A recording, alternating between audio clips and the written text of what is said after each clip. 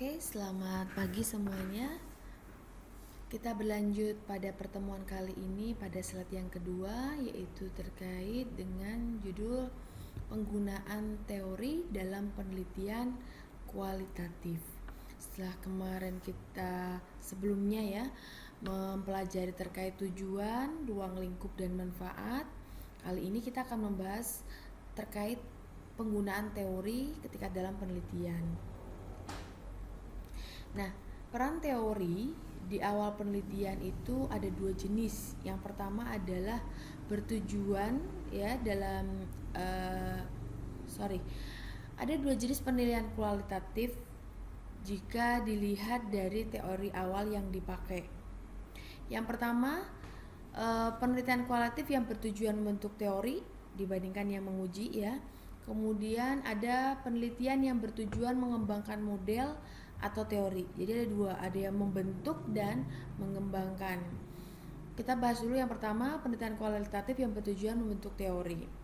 Peneliti melakukan penelitian kualitatif itu karena peneliti menemukan masalah atau permasalahan yang belum ada sama sekali teorinya.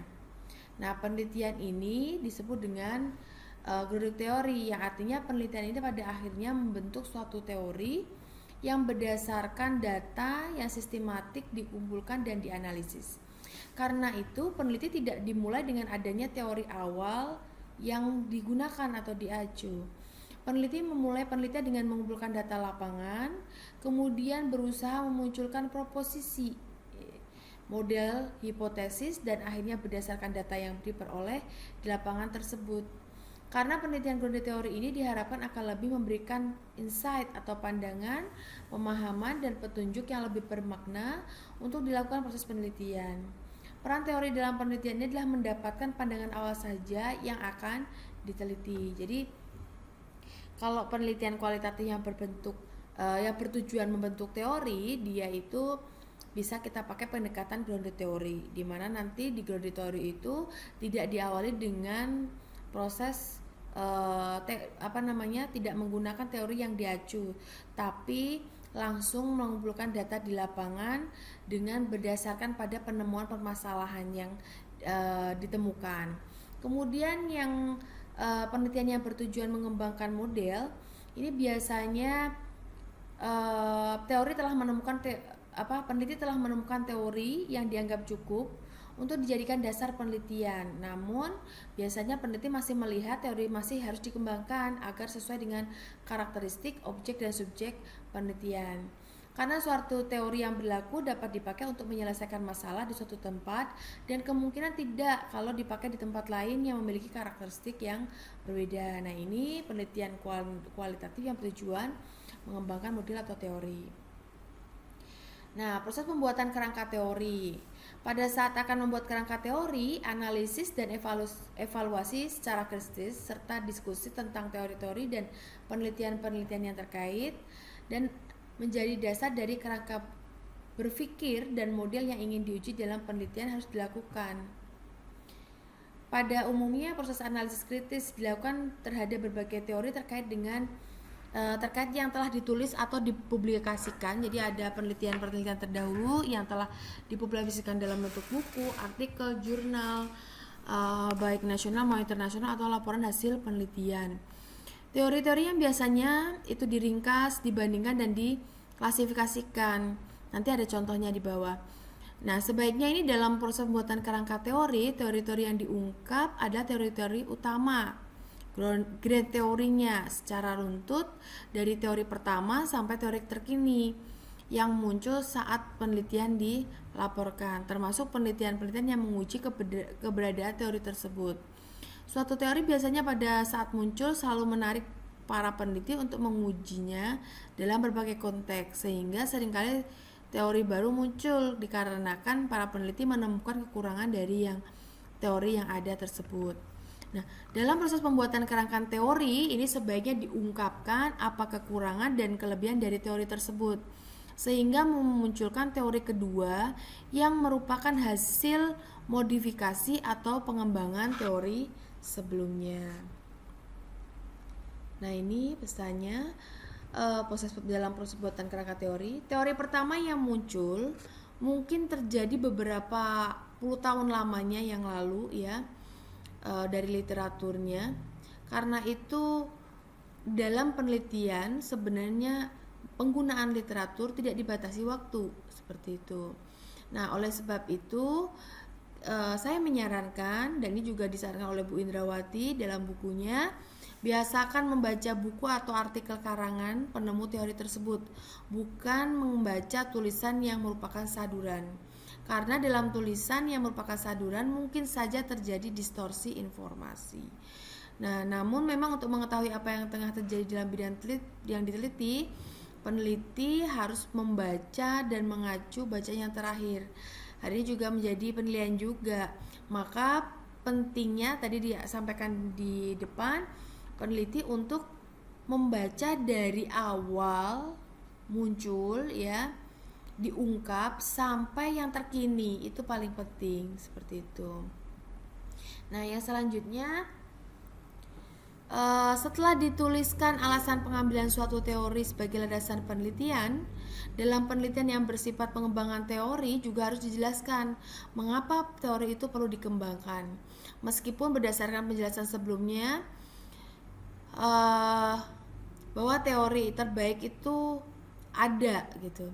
Alasan yang dapat diberikan mungkin karena adanya variabel ya yang masuk dalam teori yang ada, dan variabel tersebut diperkirakan penting dalam konteks penelitian yang dilakukan, sehingga teori tersebut perlu dikembangkan dengan menambahkan suatu variabel atau beberapa variabel untuk melengkapi alasan agar tidak bersifat subjektif. Maka biasanya juga kita perlu pendapat praktisi, ahli, pelaksana bisnis atau konsumen yang menguatkan pendapat mereka terkait variabel yang harus ditambahkan yang baru tadi. Jadi Bu Indrawati menyampaikan bahwa dalam suatu pelaporan penelitian ilmiah tidak boleh ada pernyataan yang bersifat opini atau subjektif.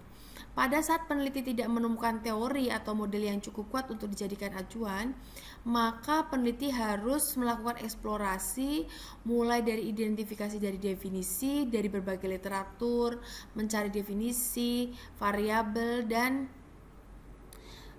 kalau mungkin indikator berdasarkan yang ditulis di literatur.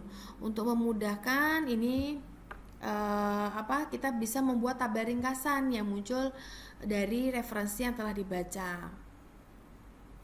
Nah, kemudian ini contohnya kerangka teori penelitian jasa 3G ya. Dilakukan review terhadap teori-teori yang terkait dalam pengembangan kerangka teoritik dari penelitian ini, dengan tujuan utamanya adalah untuk meningkatkan pemahaman faktor-faktor yang berpengaruh terhadap kecenderungan konsumen dalam mengadopsi layanan berbasis 3G.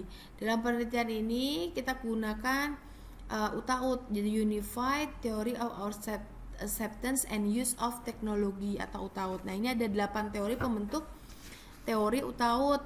Yang pertama, the Theory Reasoning Action, Theory of Planet Behavior, Theory Acceptance Model, the Motivational Model, the Combined Term TPB, the Model of Personal Computer Utilization, Innovation Diffusion Theory, dan Social Cognitive Theory. Nah, ini tabel daftar pertanyaan untuk mengembangkan variabel UTAUT dalam konteks 3G ke responden dari kelompok konsumen. Nah, variabel performance ekspektasi didefinisikan. Apa itu? Nah, pertanyaannya, apakah menurut Anda layanan 3G yang Anda gunakan tersebut bermanfaat? Mengapa? Apakah kegunaan merupakan faktor yang Anda pertimbangkan sebelum menggunakan layanan 3G? Mengapa? Nah, ini ada. Jadi, ada variabelnya, kemudian didefinisikan, lalu dibuat sebuah pertanyaannya. Nah, kemudian sama ya, seluruh variabel didefinisikan. Nah, ini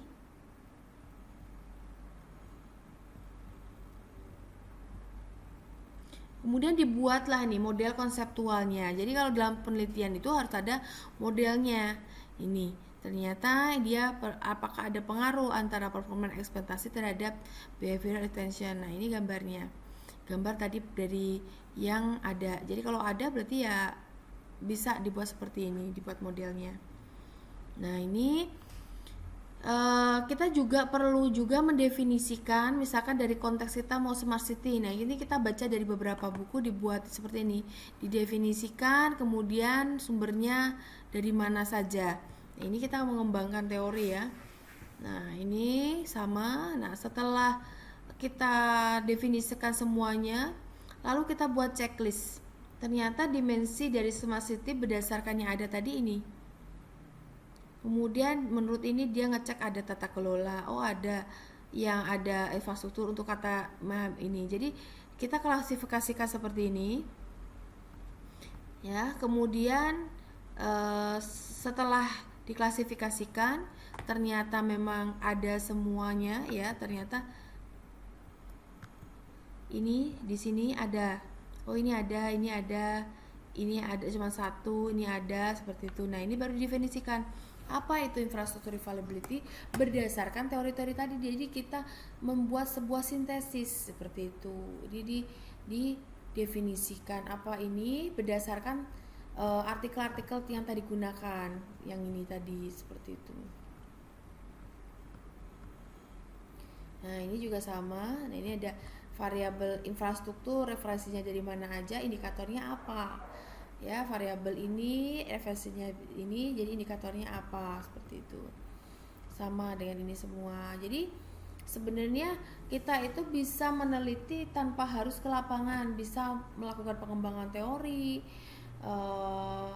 Jadi tinggal baca saja dari beberapa literatur lalu dibuatlah kesimpulan seperti itu, klasifikasikan lalu disimpulkan seperti itu. Itu saja terkait teori. Jadi nanti harapan saya di bab 2 itu teori-teori yang Anda gunakan atau skema atau kerangka yang digunakannya akan lebih bagus, dan teori-teorinya juga lebih bagus juga. Jangan sistem lagi, apa sih itu sistem seperti itu terus. Jadi lebih bagus dan kalau bisa lebih bernilai gitu. Itu saja dari penjelasan dari saya terkait penggunaan teori dalam penelitian kualitatif. Jika ada pertanyaan, silakan tinggalkan pesan pada atau komen di bawah video ini. Kemudian Anda juga bisa melalui email atau melalui WhatsApp saya atau melalui grup yang telah kita buat. Saya tutup slide kedua ini. Wassalamualaikum warahmatullahi wabarakatuh.